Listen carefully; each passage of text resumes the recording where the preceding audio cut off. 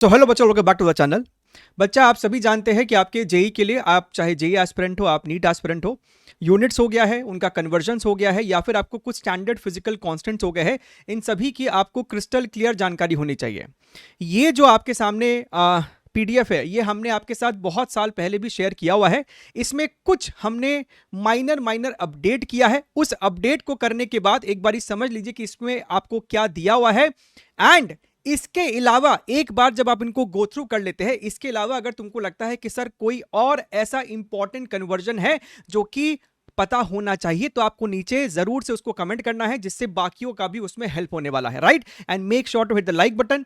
ये भी कमेंट कीजिएगा कि आप हमारे चैलेंजेस में आज क्या करने वाले हैं। अच्छा देखिए, ये जो आपके सामने पीडीएफ है ना, इसके अंदर तुमको स्टैंडर्ड कुछ कुछ यूनिट्स है, चाहे वो आपका सेकंड को हो, मिनट का हो, 1 डे में कितने सेकंड्स होते हैं, 1 डाइन हो गया है, किलोमीटर 1 कैलोरीज का जूल्स में क्या कन्वर्जन है, किलोवाट 1 इलेक्ट्रॉन वोल्ट, पॉइजली 2026 जनवरी में इसके ऊपर आपको सवाल पूछा गया था।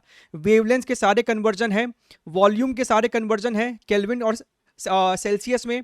ये जो आपका 13th नंबर पॉइंट है, टेक्निकली आपको जेई मेंस में और नीट में ये सिलेबस से हट चुका है, फिर भी हमने 13th पॉइंट को यहां से नहीं हटाया है, क्योंकि आपको ये एडवांस में अभी भी है। या फिर अगर तुम कोई और प्राइवेट एग्जाम या गवर्नमेंट एग्जाम लिखते हो, तो हो सकता है कि ये उसके सिलेबस में हो। रेडियो एक्टिविटी का ये आपको यूनिट्स एंड कन्वर्जन्स है। फिर आपको यहां पर प्रेशर का है, 1 एटीएम से रिलेटेड है, 1 आरपीएम, 1 एएमयू आपको 931.5 मेगा इलेक्ट्रॉन वोल्ट के इक्विवेलेंट होता है। गॉस का टेस्ला में कन्वर्जन है। एचसी को हम लोग क्या क्या लिख सकते हैं, हालांकि रिकमेंडेड होता है कि सवाल में इसका वैल्यू वो लोग खुद ब खुद दे देते हैं, नहीं देते हैं तो फिर आपको प्लैंक्स कांस्टेंट और स्पीड ऑफ लाइट का वैल्यू सेपरेटली पुट करना चाहिए। सॉलिड एंगल, गैस कांस्टेंट का 8.314, 1.98 अगर तुमको कैलोरीज में पूछा गया है, या फिर कैलकुलेशन पर्पस के हिसाब से 25/3 का भी हम लोग यहां पर इस्तेमाल करते हैं। जी इफेक्टिव कौन से चैप्टर में है? ग्रेविटेशन। राइट? आपका impact on the gravity due to rotation, तो वहां पे आपको इक्वेशन होता है G0 minus omega square r cos square theta. यहां पर जो ओमेगा स्क्वायर आर की वैल्यू है, वो अगर तुमको ध्यान में रहे तो आपके लिए प्रॉब्लम सॉल्विंग में फायदा रहता है, 0.034 मीटर पर सेकंड स्क्वायर।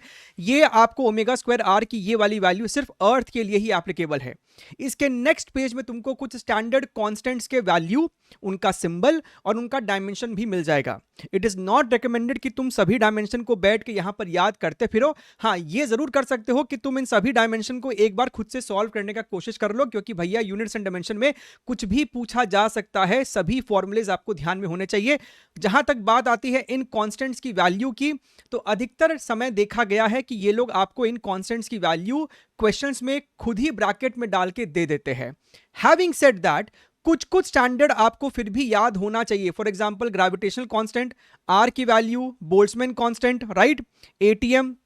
उसके बाद बार अगर तुमको नहीं भी याद है तो आपको चलेगा, लेकिन मास ऑफ इलेक्ट्रॉन हो गया है, मास ऑफ प्रोटॉन हो गया है, ई की वैल्यू, एप्सिलॉन नॉट, कैपिटल के की वैल्यू, म्यू नॉट के वैल्यू, एच की वैल्यू, स्टिल आपको सवाल में ये लोग ये सारी चीजें देते हैं। This is going to be extremely helpful. यही छोटी छोटी चीजें इन आखिरी के दिनों में अगर तुम इसको रिवाइज करते रहोगे, तो कहीं ना कहीं ये तुम्हारे नंबर को बचा सकती है। ठीक है, चलिए ध्यान रखिए। Take care, wish all the very best and bye bye. और इस पीडीएफ को तुम डाउनलोड कर सकते हो, इसका लिंक आपको नीचे मिल जाएगा। Bye bye.